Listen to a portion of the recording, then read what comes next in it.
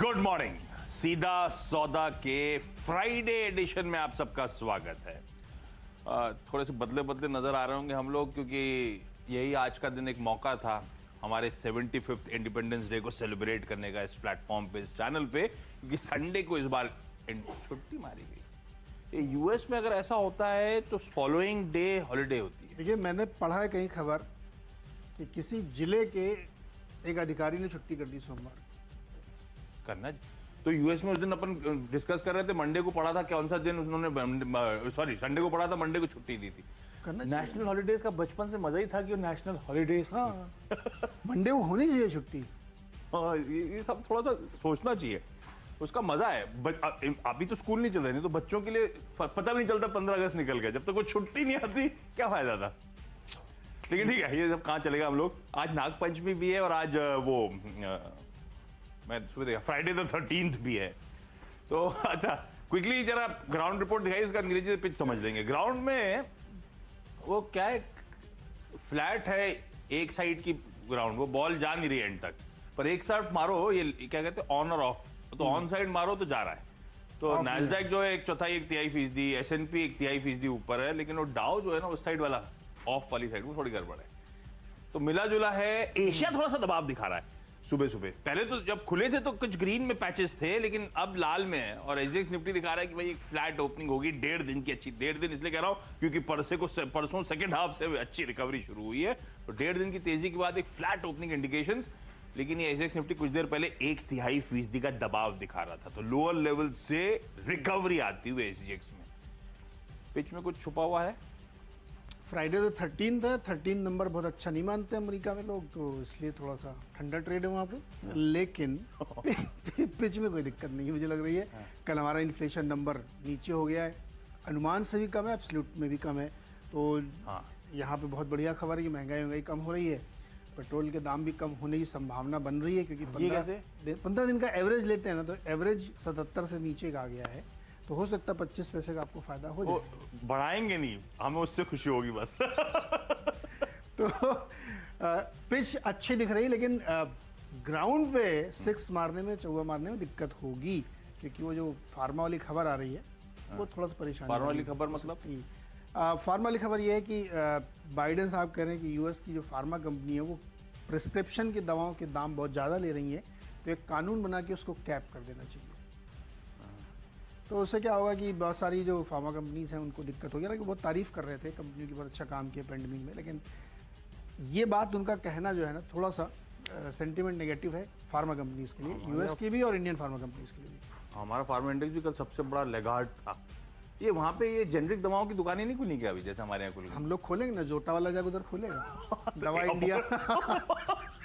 तो हम लोग ही ज़्यादा सप्लाई वहाँ कर रहे हैं, हमारी कंपनीज तो वहाँ ज़्यादा सप्लाई करती है। तो ये एक अभी, हालांकि अभी एक स्टेटमेंट है, कब कानून बनेगा कब होगा देखा जाएगा, वो अलग बात है, लेकिन मूड निकल गया था, मूड के लिए थोड़ा सा। अदरवाइज मुझे तो पिच अच्छी लग रही है। हमारे इन्फ्लेशन का नंबर जो मुझे बहुत अच्छा लगा, कम हो गया है, तो इससे हमें लगता है कि भारतीय बाजारों में तेजी नहीं चाहिए, लेकिन वो चूंकि वीकेंड से पहले सेलिब्रेशन का माहौल, तो सबड्यूड ट्रेड है अमेरिका में। फिर भी 10 के 10 बल्लेबाजों के साथ ही उतरा हूं। हमेशा वर्ड ऑफ कॉशन वीकेंड से पहले सेशन नीरज ने हाईलाइट कर दिया, तो अपन स्टॉप लॉस के साथ अप्रोच करेंगे।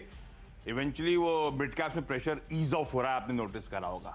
शुरुआत कर रहा हूं पहले वो स्क्रैपेज पॉलिसी वाले स्टॉक्स के साथ। सबसे पहले तो एमएसटीसी का नाम जहन में आता है। 400 के साल के हाईज 250 पौने 300 पे करेक्ट होकर स्टॉक ट्रेड कर रहा है। और व्हीकल स्क्रैपेज की बात इसलिए कर रहा हूं क्योंकि आज PM Modi Gujarat investor summit में शिरकत करेंगे सुबह 11 बजे। उस समिट का मेन एजेंडा है व्हीकल स्क्रैपेज में इन्वेस्टमेंट्स को बढ़ावा देना, प्योरली उस पर फोकस होना है। मुझे लगता है इस स्टॉक को एमएसटीसी को रडार पर रखेंगे। और दूसरा, एमएनएम डायरेक्टर साहब ने बिना बोले ही फायर कर दिया आपकी स्क्रीन पर, तो एमएनएम को भी खरीदारी करने का मन।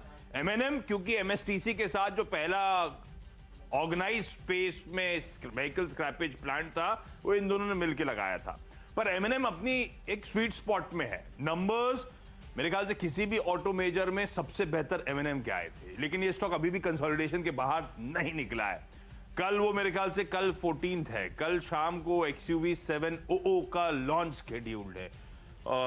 आपने देखा ही होगा हर प्लेटफॉर्म पे किस तरह से एग्रेसिवली प्रमोट करा जा रहा है। काफी कुछ टेलविंड्स है, रूरल इंडिया का बढ़िया पुश, ईवी स्पेस, मुझे लगता है मैंने एक स्वीट स्पॉट में चलना चाहिए, चला नहीं है इसमें कोई शक नहीं। मैं ऑलमोस्ट 800 तक के टारगेट्स पे अप्रोच करूंगा, 950 के साल के हाईस थे। टाटा मोटर्स ने तो खैर कल ही बढ़िया चाल दिखाना शुरू कर दी थी, टाटा मोटर्स और इसका डिफरेंशियल वोटिंग राइट वाला स्टॉक। लेकिन स्क्रैपेज पॉलिसी के मेन बेनिफिशियरीज होने अशोक लेलैंड और टाटा मोटर्स इवेंचुअली। पर अशोक लेलैंड इसलिए नहीं ले रहा हूं क्योंकि आज अपने नंबर्स पे भी रिएक्ट करने वाला है, तो नंबर्स से पहले पोजीशनिंग जैसी होती है वो मुश्किल हो जाता है कैलकुलेट करना। टाटा मोटर्स मुझे लगता है ज्यादा स्वीट स्पॉट पे, कल का मोमेंटम बहुत लाइकली कि आज भी थ्रस्ट जनरेट करता हुआ नजर आएगा। स्क्रैपेज अपनी जगह, मेरे ख्याल से ईवी में सबसे स्वीट स्पॉट पे यही कंपनी जो आपकी स्क्रीन पर है। मुझे पता नहीं बाकी शहरों का, लेकिन मुंबई में सबसे ज्यादा ईवीज इसी की रोड पे दौड़ती हुई नजर आती हैं। और इसके साथ एक और अच्छी बात, इसकी ग्रुप कंपनीज बहुत एक्टिव हैं ईवी स्पेस में। तो वो टाटा केमिकल्स, तो आपने बाकी टाटा पावर, सबको देखा किस तरह से massive EV push, Tata Elxsi. तो ये ग्रुप स्वीट स्पॉट में इस बड़े बदलाव जो होने वाला है इस इंडस्ट्री में, उसको प्ले करने के लिए तो मुझे लगता है वैसे ही अच्छा है। 360 के हाईस थे, मोमेंटम पकड़ के अब 300 के ऊपर आ गया है, शायद थोड़े और लेग्स होंगे, फर्दर अप मूव्स होंगे। बिल्कुल सही है, ईवी का प्ले तो बहुत ही बड़ा है और 18 लाख गाड़ियां हैं इमीडिएट रिप्लेस होने के लिए अगर ये स्क्रैपेज पॉलिसी ठीक से लागू की है तो। कल वो एक एम्पेयर मोटर्स है ना, कल उसका ऑफिशियल अनाउंसमेंट आया है कि उन्होंने हिंदुस्तान, एम्पेयर मतलब वो जो ग्रीव्स कॉटन था, 1 लाख गाड़ियां कल उन्होंने बेच डाली, वो माइलस्टोन अचीव कर दिया। रोड पे दिखती है क्या? थोड़ी थोड़ी एक आध दिखती है बीच में, शोरूम तो दिखे तो रोड पे दिखी नहीं। 1 लाख महीने में कितना 5, 3, 8, 10, 15 लाख गाड़ियां अगर हर महीने बिक रही हैं तो उसमें 1 लाख, अभी तो ऊंट के मुंह में जीरा वाली है, धीरे धीरे दिखेंगी बहुत। हाँ, ये बात अभी ओला वाले जब आएंगे तब और दिखेंगे आपको। कल ही तो है वो ओला का भी लॉन्च 15 में। अच्छा, इंडिपेंडेंस डे के दिन, इंडिपेंडेंस डे इस वीकेंड में बहुत कुछ होने वाला है। चलिए फटाफट बताते हैं। टाटा स्टील के नंबर आए इसलिए उनको लिया है, अनुमान से बेहतर नंबर है। 9,000 करोड़ का अनुमान लगाया गया था, 9,500 करोड़ से ज़्यादा के नंबर्स देखने को मिले। प्रॉफिट में 9700 करोड़, रेवेन्यू में 53,000 करोड़ आया है, अनुमान 52,000 करोड़ के आसपास था। एबिटा 16,000 करोड़ आया है, 16,130 का अनुमान था, 16,000 से ज़्यादा आया है। और मार्जिन भी जो है हालांकि लो बेस पे थी लेकिन फ्लैट कह सकते हैं आप, तो यानी थोड़ा सा डिमांड पुश करने के लिए, वॉल्यूम ग्रो करने के लिए मार्जिन पे इन्होंने हिट लिया है। लेकिन आयशर मोटर्स दूसरा स्टॉक है, इसमें 2 डेवलपमेंट आप पढ़ रहे होंगे। दसारी साहब चले गए हैं, उन्होंने इस्तीफा दे दिया है, लेकिन नंबर्स पे फोकस करते हैं। इनका नंबर जो एक्सपेक्टेड लाइन था उससे बेटर इन्होंने प्रॉफिट दिखाया है। 237 करोड़ का मुनाफा आया है, 210 का अनुमान था, और 1848 के सामने 1974 करोड़ का रेवेन्यू आया है। और मार्जिन जो है 18.4% आया, 17.4 से 1% बढ़ के आया है। तो मुझे लगता है कि तमाम चीज़ों के देखते हुए इसमें फोकस करना चाहिए। और रॉयल इनफील्ड जो बुलेट है उसका परफॉर्मेंस अच्छा था यहाँ पे। और तीसरा स्टॉक रिजल्ट के आधार पे सोमानी होम इनोवेशंस, 85% की ग्रोथ है रेवेन्यूज़ में, 348 करोड़, और 5x प्रॉफिट बढ़ के 103 करोड़ का आया है। तो मेरे नंबर अच्छा लग रहे हैं यहाँ पे। वैसे भी जो जितनी भी कंपनियाँ होम इनोवेशन वाली है ना, उनमें बहुत मोमेंटम आपको देखने को मिल रहा है। एक्रिसिल हमने आपको बताया, तो डबल हो चुका वहाँ से स्टॉक, तो वो ध्यान इसमें रखना चाहिए। 3 स्टॉक्स एक ही कड़ी के, तो एक साथ फिर से बताता हूँ। एविएशन स्टॉक्स, इंटरग्लोब और स्पाइस जेट। इंटरग्लोब तो खैर जैसा पीवीआर बहुत रेजिलियंस दिखा रहा था पूरे वेव 2 में, इंटरग्लोब उतना ही स्ट्रॉन्ग खड़ा हुआ आपको नजर आएगा। और मजे की बात यह है कि आउट परफॉर्मेंस भी अभी भी इसी स्टॉक में आता है जब भी कोई खबरें आती हैं। तो 1710 के टारगेट्स के लिए अप्रोच करना है। पहले खबर बता देता हूं, कल 2 खबरें आई एविएशन एज अ स्पेस को लेकर। पहली तो भाई अब तक उड़ाने जो थी 65% कैपेसिटी कैप थी, सरकार की तरफ से मंजूरी थी भाई 65% हवाई जहाज को भरो, उड़ा सकते हो। कल वो कैप फर्दर ईज ऑफ कर दी गई, तो 65 से बढ़ाकर 72.5 की तैयारी। दूसरा, अब इंटरनेशनल फ्लाइट्स को भी हम बढ़ा रहे हैं। 15 अगस्त के बाद 16 अगस्त ऑनवर्ड, मंडे ऑनवर्ड्स, यूके की फ्लाइट्स, इंडिया यूके के बीच में जो फ्लाइट्स हैं वो डबल करने की तैयारी है। तो इस समय 30 फ्लाइट्स हैं, 15 ईच साइड, वो बढ़ाकर 60 फ्लाइट्स कर दी जाएंगी, 30 ईच साइड पर वीक। इस तरह से हम लोग धीरे धीरे करके वापस नॉर्मलाइजेशन की तरफ बढ़ रहे हैं। इसलिए इंटरग्लोब एविएशन पहला स्टॉक है। स्पाइस जेट ये लगार्ड है, और ये गजब का लगार्ड है। ये आधा हो चुका है वेव 2 के बीच में जब वो इंटरग्लोब डटा खड़ा हुआ था। ये भी स्वीट स्पॉट में 74 तक के टारगेट्स के लिए यहाँ पे अप्रोच करने के मौके। और जब एविएशन की बात आती है आजकल, तो एक ही वो ताज जीवी के, कल होटल स्टॉक्स में अच्छा आउट परफॉर्मेंस दिखा था। कल हमने वो कामत वगैरह लिया था, उसमें बढ़िया मोमेंटम आया था। ताज जीवी का अगला स्टॉक है जिसमें खरीदारी करने का मन। ये सबसे इस हॉस्पिटैलिटी स्पेस में सबसे प्राइम बेनिफिशियरी है एविएशन के नॉर्मलाइजेशन का। इसकी जो प्रॉपर्टीज हैं बहुत कुछ तक एयरपोर्ट्स के पास, और मुंबई में तो एयरपोर्ट की दीवार से लगी हुई, तो बहुत प्राइम बेनिफिशियरी, इसीलिए 132 तक के टारगेट्स के लिए इस नॉर्मलाइजेशन को प्ले करने के लिए ये स्टॉक। अच्छा, वो जो 72.5% की लोड फैक्टर दे 0.5 दिया कैसे है, एडजस्ट करेंगे ऐसा? तो वही मैं सोच रहा था कि 100 में 72.5 आदमी कैसे जाएंगे उसके अंदर। तो बच्चे अलाउड है ना? बच्चे अलाउड, यस, सही पकड़ा। अगला स्टॉक केएनआर कंस्ट्रक्शन। इसके भी रिजल्ट बेहतर आए। कंस्ट्रक्शन कंपनीज में बहुत कम कंपनीज हैं जिनके नंबर इस बार अच्छा है, उनमें से एक ये है। 53-54% के रेवेन्यू बढ़ाए 812 करोड़ की हैं, और मुनाफा भी जो है दुगने से ज़्यादा हो गया है, 112 करोड़ पे है, जो 140% की ग्रोथ दिखा रहा है। पांचवा और छठवां स्टॉक कल वाले रिपीट हैं, चल रहे हैं, तो मैं क्या करूं इसमें। पंजाब केमिकल 20% का सर्किट लगा था, स्पिरिट ले आए क्या फिर से? और ग्लोबस। अरे बस करिए यार, मंडे से लेके फ्राइडे तक। अरे भाई, रोज 5-5% अगर ग्लोबस स्पिरिट चल रहा है तो उससे ज़्यादा डिपेंडेबल और क्या हो सकता है? 5 दिन से जो चल रहा है वो भरोसेमंद है सारा। मतलब आपने मंडे से फ्राइडे का इंतजार करवाना शुरू करा दिया, तो फ्राइडे तक परेशान कर दिया। 925 रुपए का टारगेट हो सकता है, हालांकि मैंने 5% के हिसाब से थोड़ा कम ही जोड़ा है तो लेकिन मुझे लगता है कि इसमें और तेजी बनेगी। तो छठवां स्टॉक कल इसमें लार्ज ट्रेड भी हुए थे। कल, हाँ, एक्चुअली मैंने देखा था, दो बड़े लार्ज ट्रेड हुए हैं, फिर मैं ढूंढ रहा था इसको बेचा किसने, वो मिले नहीं मुझे। नहीं, मैंने डाला, मैं बताऊंगा ट्विटर पे, अभी तो अपडेट कर दूंगा। खैर, चलिए इस पर खरीदारी करके चलिएगा। 950 देखते हैं आज टारगेट आता है कि नहीं। छोटा सा एक ब्रेक लेते हैं यहाँ पे, ब्रेक से लौट के आगे फ्री हिट और पिंच हिटर्स। स्वागत है एक बार फिर से आपका, और अब बारी है फ्री हिट और पिंच हिटर की। तो इसमें वह भी स्टील से रिलेटेड कंपनीज हैं। जिंदल स्टेनलेस हिसार, इसलिए क्योंकि इसमें 11 अगस्त को 3.25 लाख शेयर प्रमोटर ने बाई किए हैं, 2,77,000, और इसकी खबर उन्होंने 12 तारीख की शाम को दी है। तो इस स्टॉक पर नज़र रखिएगा। अब चूँकि ये चलेगा मान लीजिए, तो इसके साथ ही जोड़ीदार जो मर्ज होने वाले हैं जिंदल स्टेनलेस, उस पर ध्यान रखिएगा। 155 के टारगेट के साथ वो भी ट्रेड कर रहा है। तो हालांकि ये स्पेस जो है, जो निकल कोटिंग वाला जो आयरन है, जिसकी आजकल घरों में बाउंड्री बन जाती है, बहुत ज़्यादा इस्तेमाल हो रहा है, उसकी डिमांड बहुत ज़्यादा है, और यही दो कंपनियां हैं जो 2/3 मार्केट शेयर होल्ड करती है हिंदुस्तान का। तो मुझे लगता है इस पर ध्यान रखना चाहिए, प्रोमोटर बाइंग की वजह से इसमें और तेजी बनती है। कुछ दिन पहले की बात है, 30 रुपए पे चलते थे और ऐसे फटे ये स्टॉक्स दोनों के दोनों। अच्छा, शैली इंजीनियरिंग प्लास्टिक्स रडार पर, इसीलिए क्योंकि 17 हो गया, अगले हफ्ते ट्यूसडे को बोर्ड मीट है। नॉन प्रोमोटर्स को प्रेफरेंशियल इशू करने की तैयारी कर रही है कंपनी, तो उससे पहले स्टॉक थोड़ा सा इलिक्विड है, ध्यान रखिएगा। अच्छे मूव्स लेकिन गुंजाइश बनती है। फूड एंड इंस, इस कंपनी का नाम पहली बार जब सुना था जब दमानी साहब की डिराइव इन्वेस्टमेंट्स ने इसमें एक बड़ा चंक खरीदा था। कल इसके बाजार बंद होने के बाद नंबर्स आए, और नंबर्स वाकई बड़े स्ट्रांग हैं। 74 करोड़ रुपीस की आय जो थी वो अच्छा खासा जंप दिखाती हुई नजर आएगी आपको। बिक्री में बहुत तगड़ा उछाल, प्रॉफिटेबिलिटी में मल्टीफोल्ड गेन्स देखने को मिल रहे हैं। ये company tropical fruit pulps, purees, vegetables वगैरह अपनी मुंबई, चित्तूर, वलसाड, नासिक में 5-6 प्लांट्स हैं जहां से ये सब प्रोसेस करती है। शायद दवानी साहब ने इसीलिए इसके साथ इसमें स्टेक भी खरीदा था अपने बिजनेस वेंचर के लिहाज से। लेकिन फूड एंड नंबर्स अच्छे से, उसके दम पर 72 तक के टारगेट्स के लिए अप्रोच करेगा। ब्रेक का वक्त, ब्रेक के उस पार टीम्स के अगले 2 स्टॉक्स, हम दोनों की कैप्टन चॉइस, यानी कि फिर से आपको, और हम लोग भी फूड चैनल के बारे में डिस्कस कर रहे थे कि कैसे कैसे खाने बन रहे हैं अभी आपको। अरविंदो फार्मा सेल कॉल है, नंबर अच्छे नहीं है, बहुत ही मतलब वीक नंबर है, और विदेश में जो कारोबार है, और फार्मा का मूड वैसे ही खराब है यूएस में भी, और यूएस के नंबर्स भी जो है, फार्मुलेशन का धंधा भी ठीक से ग्रो नहीं कर रहा है। मुझे लगता है कि थोड़ा सा प्रेशर इसमें आएगा। 802 का टारगेट लेते हुए अरविंदो फार्मा को बेचना चाहिए। और 10वां स्टॉक है NMDC, यहाँ पे भी खरीदारी करनी चाहिए।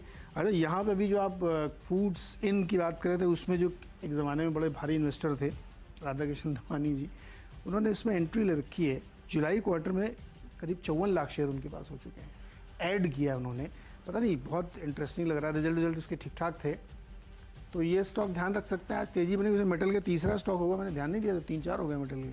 नहीं, फूड इंस की एक बात बता देता हूँ, दवानी साहब ने लिया तो था, अभी मेरे को लगता है अंडर 1% होल्डिंग है, क्योंकि वो शेयर होल्डिंग पैटर्न में रिफ्लेक्ट नहीं हो रही है, या फिर मैंने कुछ मिस आउट करा होगा, थोड़ा सा ध्यान दीजिएगा उस बात। लेकिन मैं तो नंबर्स के दम पे लेकर आया था उसको।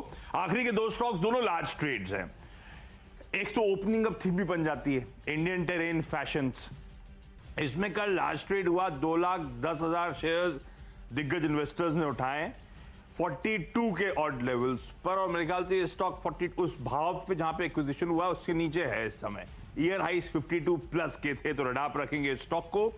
और गुफिक बायोसाइंसेस, यहां पे भी लार्ज ट्रेड हुआ। यहां पे दरअसल 5 लाख शेयर उठाए गए हैं।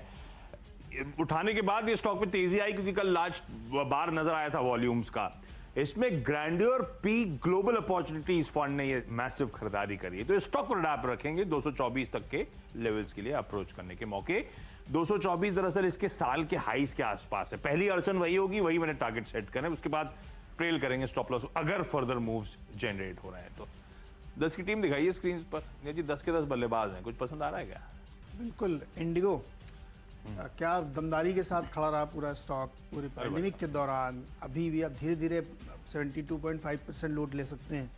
मुझे लगता है स्टॉक को ध्यान में रखना चाहिए। एक ही तो एयरलाइन है जो सबसे बढ़िया दिखती है फंक्शनली, टाइम वाइम को ध्यान रखते हैं, तो इस स्टॉक को रखना चाहिए। और नीरज नाम के ऊपर अगर ये कृपा करेंगे तो मैं भी ट्रेवल करूंगा। यार दुनिया भर में फ्री मिल रहा है। ऐसा ना हो जाए, मुझे तो बड़ा अफसोस हो जाएगा। अब वो क्या है, किसी और की खुशी से कम हो जाता है। साथ वाला फेल हो जाए तो लगता है अरे दोनों फेल हो, कोई दिक्कत नहीं है। ये अगर इनको फ्लाइट में उड़ा दी तो गड़बड़ हो जाएगा मामला। चलो मेरी टीम में बताइए क्या पसंद। कई सारे स्टॉक्स, लेकिन जाऊंगा तो ग्लोबस के साथ। अच्छा, एंट्री का मौका मिल गया तो। लेकिन अभी सिग्निफिकेंट अप मूव्स नजर आते हैं कि क्या पिलर टू पिलर स्ट्रेंथ बढ़िया, अच्छा बहुत सॉलिड रेटिंग कंसोलिडेशन और अभी चलना शुरू है। मुझे लगता नहीं ये जल्द रुकने वाला है। एग्रेसिव टारगेट्स आने चाहिए स्टॉक में, पर इशू यही है कि घुसने के मौके मिल जाएं, और फ्राइडे का फ्लेवर भी है, तो मुझे लगता है खरीदारी इसी के साथ। 10 की टीम स्क्रीन पर लेकर आइए। 10 के 10 बल्लेबाज हैं आज सीधा सौदा में फ्राइडे के दिन। शुरुआत करी थी व्हीकल स्क्रैपेज वाले प्लेस के साथ। क्यों? क्योंकि गुजरात में आज इन्वेस्टर समिट है। पीएम मोदी 11 बजे शिरकत करेंगे और फोकस व्हीकल स्क्रैपेज में ग्लोबल इन्वेस्टमेंट्स लाना। हमारे यहां ऑर्गेनाइज स्पेस में एक ही सबसे बड़ा प्लांट है एमएसटीसी और एमएनएम के बीच में। एमएसटीसी का एक बढ़िया प्ले है व्हीकल स्क्रैपेज, एमएनएम इसीलिए भी क्योंकि बहुत बड़े कंसोलिडेशन के बाद मुझे लगता है अच्छी खबरों के दम पर शायद ये स्टॉक चले। नंबर्स अच्छे थे, 950 के हाई से ऑफ हाई ट्रेड कर रहा है। लॉन्च इंपेंडिंग है बड़े बड़े इस कंपनी के, इसीलिए मुझे लगता है खरीदारी। टाटा मोटर्स, क्योंकि अशोक लेलैंड और टाटा मोटर्स व्हीकल स्क्रैपेज के कमर्शियल व्हीकल स्पेस के सबसे बड़े बेनिफिशियरीज है। अशोक लेलैंड आज नंबर्स के चलते हटाया मैंने टीम से, लेकिन टाटा मोटर्स कल भी उछाल था, शायद फर्दर अप मूव्स देखने को मिले। एविएशन स्टॉक्स इंटरग्लोब और स्पाइसजेट इसीलिए क्योंकि ईज ऑफ वहां पे भी नजर आएगा, अनलॉक वहां पे भी नजर आएगा। 65% कैपेसिटी यूटिलाइजेशन बढ़ाकर सरकार ने कल बाजार बंद होने के बाद 72.5% कर दिया। यूके के साथ फ्लाइट्स की आवाजाही डबल कर दी गई है। तो धीरे धीरे करके सारी चीजें पटरी पे आ रही हैं, अच्छी बात। ताज जीवीके क्योंकि आमतौर पे एविएशन प्ले के तौर पे हॉस्पिटैलिटी का अच्छा लिंक बैठ जाता है इसके साथ। शैली इंजीनियरिंग की बोर्ड मीट है 17 तारीख को, अगले हफ्ते ट्यूसडे को, नॉन प्रोमोटर इन्वेस्टर्स को प्रेफरेंशियल इशू देने के लिए। फूड एंड इंस के नंबर्स के चलते इसको रडार पे रखा है। और दो आखिरी के पावर प्लेस थे इंडियन टेरेन और गुफिक बायोसाइंसेस। दोनों को मेंशन इसलिए कर रहा हूं क्योंकि दोनों में कल लार्ज ट्रेड्स हुए थे। नॉट नेसेसरली स्टॉक आज भी उछाल दिखाएं, पर अच्छे एंट्री पॉइंट्स मिले तो एक अच्छा ट्रेड जरूर बैठ सकता है। बाइक पे पूरा फोकस और नतीजों का दम। टाटा स्टील पहला स्टॉक जिसके नतीजे बेहतर दिख रहे हैं, और हर फ्रंट पे आप देखिए जो एक्सपेक्टेशंस थे उससे मच बेटर नंबर दिए इन्होंने। तो टाटा स्टील ध्यान रखिएगा। आयशर मोटर्स के नंबर भी जो स्ट्रीट के एक्सपेक्टेशंस थे उससे बेटर हैं, उसमें खरीदारी करिए। सोमानी होम, केएनआर कंस्ट्रक्शन, ये सारे वो स्टॉक हैं जिन्होंने बढ़िया नंबर पेश किए हैं, तो यहाँ ध्यान दिया जा सकता है। पंजाब केमिकल्स बहुत अच्छे नतीजों के बाद कल उसमें 20% की तेज़ी बनी और क्लोजिंग पे जाके एकदम उसने सर्किट लगाया। मुझे लगता है मोमेंटम अभी रहेगा, तो उस पर ध्यान दे सकते हैं। ग्लोबस स्पिरिट लगातार 4 दिन से सर्किट लगा रहा है और हमें लगता है कि आज भी इसमें वैसे ही तेज़ी देखने को मिलेगी, तो एंट्री पॉइंट मिले तो डेफिनेटली ट्रेड इसमें बन सकता है।